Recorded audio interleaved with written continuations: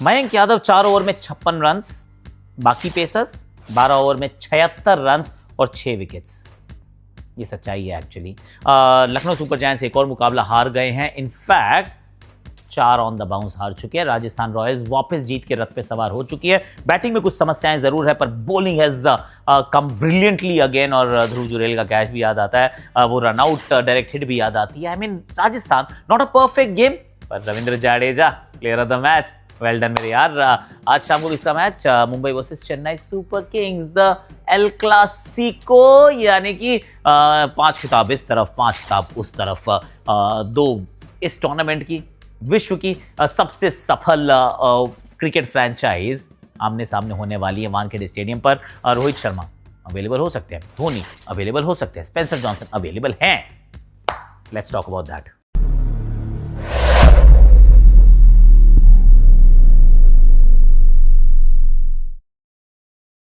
सिंह था कि रियान पर आ गए, कहते मैं तो टॉस हारना चाहता था, मैं अपनी टीम को बोल के आया था मैं अपनी पूरी कोशिश करूंगा हम टॉस हार जाए, और मैं टॉस हार गया, मैंने अच्छा किया। मैंने कहा ऐसे कहाँ होता है यार। I mean of course it was said in jest, पर वेरी स्ट्रेंज। टॉस हार गए, ऋषभ टॉस जीतते हैं, गेंदबाजी का फैसला करते हैं, right thing to do. Mayank Yadav यहाँ पे खेल रहे हैं, 4 पेसर्स हैं, सिर्फ 1 स्पिनर है, और गेंदबाजी का कमाल करते हैं यार। शुरुआत में ही मोहम्मद शामी को हैट्रिक, बाउंसर लगाते हैं, ऐसे करके यशस्वी जायसवाल को आउट करते हैं, मोहसिन विकेट मेडन डाल जाते हैं, वैभव सूर्यवंशी एक मेडन ओवर खेल जाते हैं, प्रिंस यादव ही सो गुड यार, ही सो गुड। वो कमाल की गेंदबाजी करते हैं और बहुत अच्छी करते हैं। तो जो 12 ओवर की पेस हुई उसमें मात्र कितने रन गए, 76 रन बताया था ना मैंने, हाँ 76 रन गए 12 ओवर में, और 6 विकेट छटकाए जाते हैं। तो उसमें प्रिंस है, उसमें शामी है, उसमें मोहसिन है, पर मयंक यादव आखिरी 20 ओवर में 20 रन देते हैं, कुल मिलाकर 56 रन देते हैं, एक भी विकेट उनको मिलता नहीं है। और ऐसा लगा कि अंडर कुक्ड है यार, और इस वजह से खेलना ज़रूरी है। आप कितने अच्छे हैं इस बात की कोई वैल्यू नहीं है, आप कितना तेज़ डाल सकते हैं इस बात की भी कोई वैल्यू नहीं है। अगर आप मेरी बात नहीं मानते आप उमरान मलिक से पूछ सकते हैं, क्योंकि तेज़ डालने से दुनिया नहीं बदलती है, खेलना पड़ता है बार बार बार बार। और ये खिलाड़ी नहीं खेला है, पिछले IPL में 2 मैच खेले थे, उसके बाद पूरे साल कुछ नहीं खेले, कोई सईद मुश्ताक अली ट्रॉफी नहीं, कोई रणजी ट्रॉफी नहीं, खेले ही नहीं है। सीधा आके फिर IPL खेले तो कैसे चलेगा यार। लुक्ड रस्टी, ऐसा लग रहा है जंग लगी हुई है अभी। तो eventually he might find some form, पर टीम अफोर्ड नहीं कर पाएगी। टीम अच्छा नहीं कर रही है, टीम अच्छा ना कर रही हो और आपका फॉर्म ना हो तो नहीं चलता है। टीम जीत रही होती तो चला लेते हैं साथ में। तो ये एक बहुत बड़ी बात है जो समझ में आई कि sir that's not okay. Rajasthan toss पे रियान से ये भी बात पूछी थी एक्चुअली डैरन गंगा ने कि आपकी बैटिंग में थोड़ी इशू है ना। उन्होंने कहा कौन सी बैटिंग में इशू है सर, क्या बातें कर रहे हो, अच्छी बैटिंग की हमने पिछले मैच में, उसके पिछले मैच में we have been very very good. 1 2 3 batting अच्छी नहीं करते तो they are not very very good, they are very very mediocre right now. इससे बेहतर हो सकते हैं, मतलब ये नहीं कि GT जैसी इनकी मिडिल ऑर्डर है, पर GT जैसे सिंड्रोम पूरे हैं। 70% रन इनके 1 2 3 बनाते हैं नीचे। अगर रविंद्र जाडेजा के वो 2 40+ स्कोर छोड़ दें तो फिर बैटिंग में किया ही क्या है। तो इस बार भी रविंद्र जाडेजा ने इनको बचाया, तो सर जाडेजा का जादू, सर चढ़ के बोला और आप एक 159 का स्कोर पे पहुंच के जहां से लड़ाई हो सकती है। जीतने वाला स्कोर नहीं था, बिलो पार स्कोर था, पर लड़ाई हो सकती है। अब ऐसे में क्या होता है, आप कहते हो LSG, आप क्या करेंगे। LSG को काफी परेशानियां थी इस कैंपेन में, पर ओपनिंग एक परेशानी होगी ऐसा किसी को नहीं आइडिया था, और थी भी नहीं, क्योंकि मार्करम मार्च तो अच्छा ही कर रहे हैं। मार्करम इतना अच्छा अभी वर्ल्ड कप खेल के आए हैं, मार्च अच्छी फॉर्म में है। चलो बाकी परेशानियां सॉर्ट आउट करेंगे, इसको रहने देते हैं। Now opening is a problem. क्यों, क्योंकि बदल दिए इतने सारे। पहले मैच में ऋषभ पंत आए थे, फिर आपने मार्करम से कराई, अब आपने आयुष बडौनी का मन बना लिया है।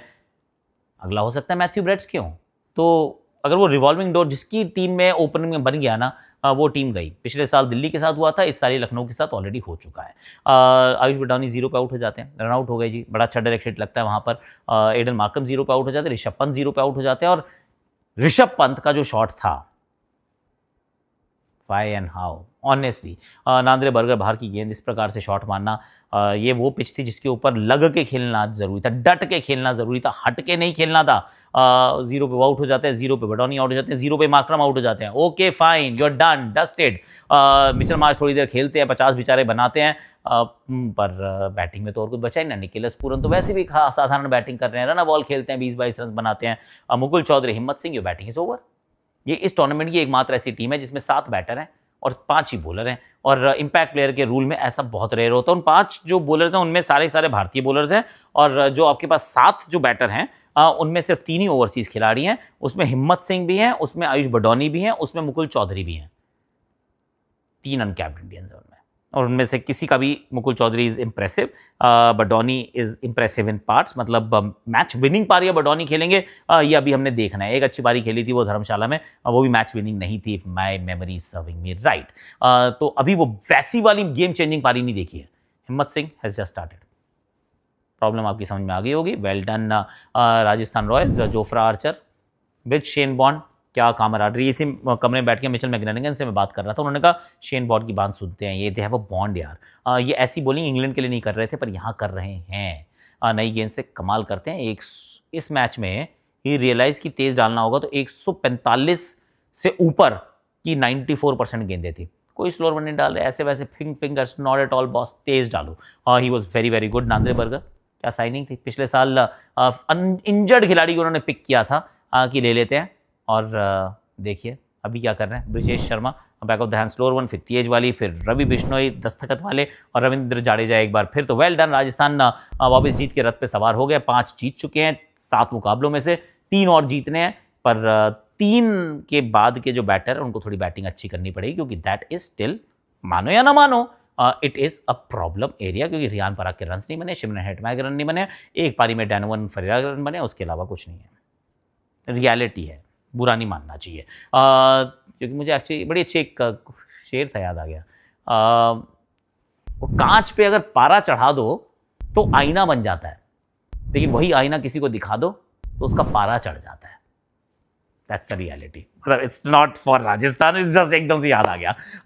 अच्छा, अब शाम के मैच की बात करते हैं, जिसमें बहुत सारे परम्यूटेशन कॉम्बिनेशन हैं। मतलब इतने परम्यूटेशन कॉम्बिनेशन आप कहते हो वाओ। रोहित शर्मा की अवेलेबिलिटी पे भी कोई सवाल, मतलब कोई जवाब नहीं आया है। नेट पे बैटिंग वो कर रहे हैं, नेट पे बैटिंग कर रहे हैं। इनफैक्ट हमने देखा था मैदान पे तो अपने बच्चे के साथ खेल भी रहे थे। ही इज़ ओके ऐसा लगता है, पर बता नहीं रहे हैं कि फिट है कि नहीं है।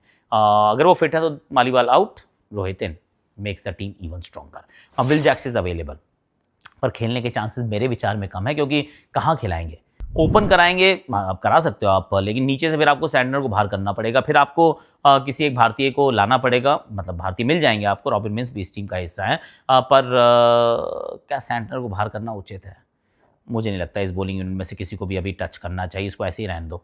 और मिचेल सैंटनर, अल्लाह गजनफर, हार्दिक पांड्या, जसप्रीत बुमराह, फिर आपके पास पिछले मैच में आपने क्रिश को खिलाया और अश्विनी कुमार। बड़ी मुश्किल से एक मैच में थोड़ा सा कॉम्बिनेशन बना, इसको वैसे ही रहने दो। तो विल जैक्स की अवेलेबिलिटी के बावजूद मुझे लगता है वो नहीं खेलेंगे। रोहित शर्मा अवेलेबल होंगे तो खेल जाएंगे, and it will make their team stronger. सामने वाली जो टीम है उसके अंदर समस्याएं हैं, क्योंकि आयुष मात्रे नहीं है। अब मात्रे नहीं है तो उनकी जगह किसको लाया जाए? एक बड़ा सिंपल है, उर्विल पटेल को ले आओ, 4 पे मैथ्यू शॉर्ट को रख लो, तो ऐसी टीम रख सकते हो। पर फिर धोनी कैसे आएंगे?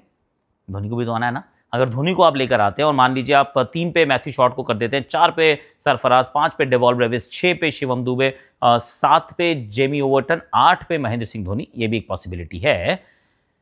पर 8 नंबर तक आपके पास सिर्फ 4 ओवर आए हैं। इसके बाद आपके पास 3 बॉलर आएंगे, जिसमें नूर अहमद होंगे, जिसमें अंशुल कंबोज होंगे, उसके बाद आपके पास मुकेश चौधरी होंगे, then you can have a Gurjapneet, या फिर अकील हुसैन नहीं खेल पाएंगे, ना ही स्पेंसर जॉनसन खेल पाएंगे, क्योंकि उनके लिए शायद जगह नहीं बना पाएंगे आप। अगर हम इसी वो 11 के साथ चले तो it's not that straightforward ना। I think Overton, Matthew Short, Dewald Brevis, Noor Ahmad, नहीं, फिर आपके पास स्पेंसर जॉनसन के लिए जगह नहीं है। तो बॉलिंग सडनली थोड़ी सी कमज़ोर हो जाती है, या फिर आप उर्विल पटेल को खिला लें। अगर वो खिलाते हैं तो फिर आप एक नीचे से फास्ट बॉलर खिला सकते हैं। I think they will still struggle to figure out कि इनकी सही 11 क्या है, क्योंकि इतना स्ट्रेट फॉरवर्ड नहीं है इनका। इनकी जो कॉम्बिनेशन परम्यूटेशन कॉम्बिनेशन है, they are very complicated. 6 number पे ओवर्टन नहीं आने चाहिए, ओवर्टन 7 पे ही आने चाहिए, और धोनी अगर 8 पे आ रहे हैं तो फिर 8 पे आने का तो लाभ कितना होगा, is the question that I want to ask. और मैथ्यू शॉर्ट ने यहाँ पे इनकी बॉलिंग नहीं चलेगी। इनकी बॉलिंग वहाँ पर 2 ओवर के लिए चल गई थी, पर इनकी यहाँ बॉलिंग नहीं चलेगी, दाल नहीं गलेगी, इस व्हाट आई फील। बैटिंग कर सकते हैं, पर क्या बैटिंग करवाएंगे आप उनसे, या फिर उर्विल पटेल को लाएंगे? कार्तिक शर्मा और प्रशांत भी अभी बाहर बैठे हैं। चेन्नई को जब मैं देखता हूं तो I don't know, I see problems, a lot of issues, क्योंकि बॉलिंग को मैं कमजोर नहीं करना चाहता हूं। हम जो 2 मैच जीते हैं, बॉलिंग के बलबूते पे जीते हैं, तो बॉलिंग को कॉम्प्रोमाइज मत करना कि मैं बैटिंग अच्छी कर लूं। तो bowling keep it strong. Khalil